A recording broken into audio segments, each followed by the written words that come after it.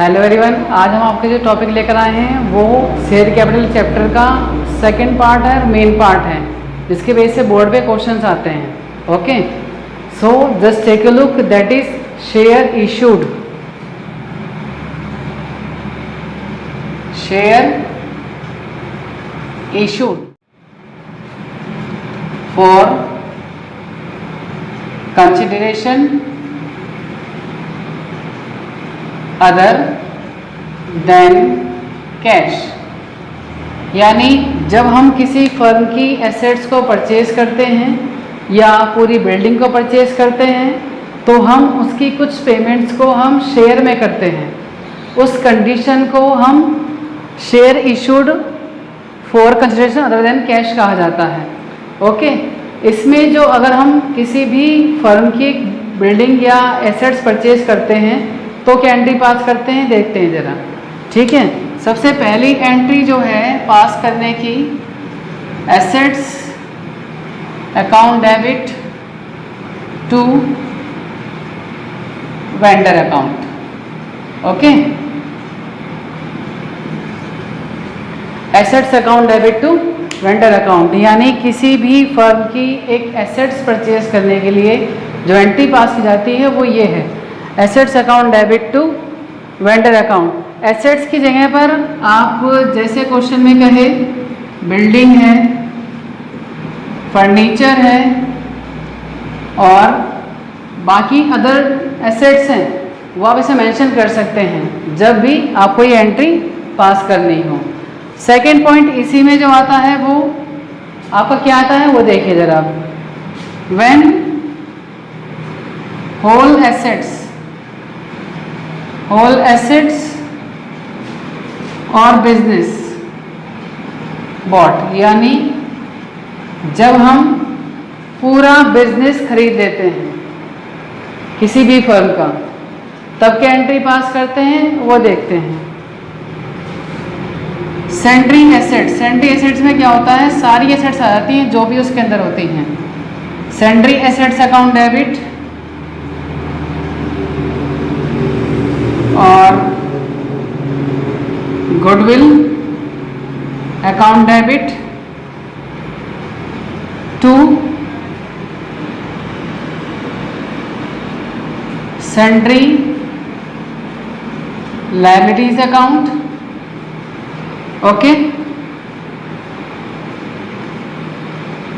Vendor account और last में आता है कैपिटल रिजर्व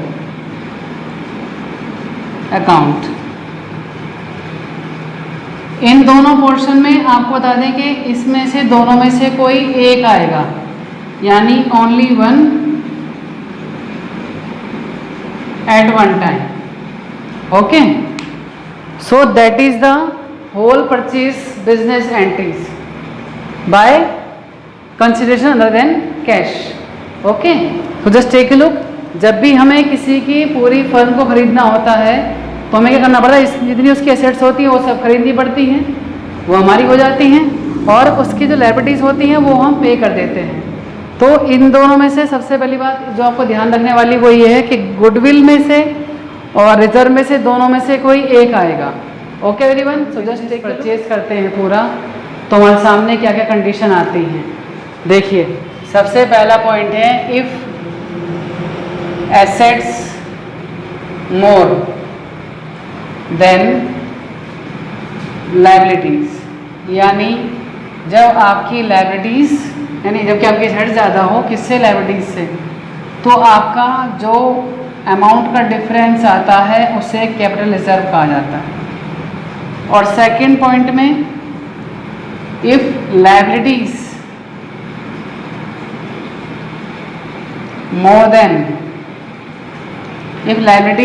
देन एसेट्स, तब जो पॉइंट या डिफरेंस अराइज होता है उसे गुडविल कहा जाता है। Okay, so that is the difference between goodwill and capital reserve.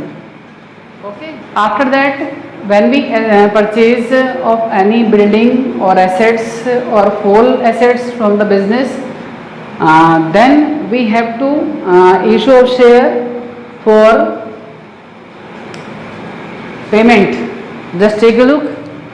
अब जो आपके पास कंडीशन आती है वो आती है इशू ऑफ शेयर की। इशू ऑफ शेयर इस कंडीशन में दो कंडीशन पे मतलब इशू किए जाते हैं। एक तो आपका आता है फर्स्ट एट पार।